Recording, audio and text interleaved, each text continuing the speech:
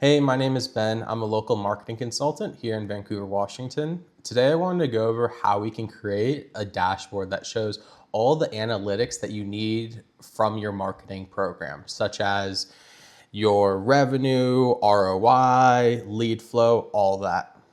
Before I teach you how to actually make a dashboard like that, I need to teach you the logic and process behind it.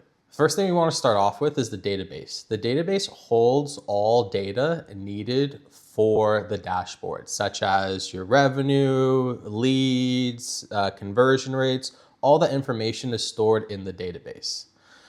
What we do is we go and find different data sources. A data source is just any place that we can grab meaningful data from. So this might be your advertising campaigns, your Google Search Console, third-party data as well, or even like a CRM. We pull all of these data sources and we enrich the database with those data sources. Once the database is enriched, we can start doing analysis on that data. Using that data in the database, we can actually create secondary data. So we can create data from data. You know, a good example is maybe we find, hey, here are all the different factors that actually affect revenue from a certain digital marketing channel. Using all these factors, we can run what's called a regression model, which is a statistical model on that data to create a forecasted revenue. Using both that primary data that we get from the data sources and the secondary data we create from the analysis, we've now have all the data we need to actually visualize that data. That's where the dashboard comes in. The dashboard is us visualizing our database and showing meaningful data that helps us understand our program. Okay, now when we're looking at the dashboard, we can see that I'm actually pulling from 4 different data sources.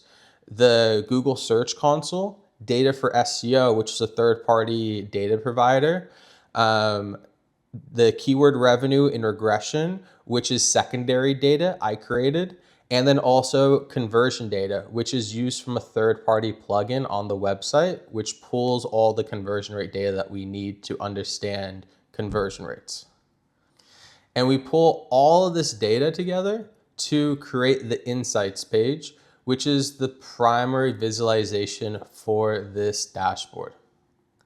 When it comes to visualizing a dashboard, you can't just do a cookie cutter approach.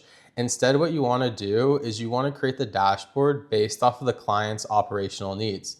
So let's say the client is working with insurance companies. We're going to be caring a lot more about branding and, frequency, market saturation, a lot more about the market itself and how we're performing in the market from a branding perspective. That way we can understand how our branding's doing and we can actually reference it against our lead flow from insurance companies and see if our branding is actually affecting it.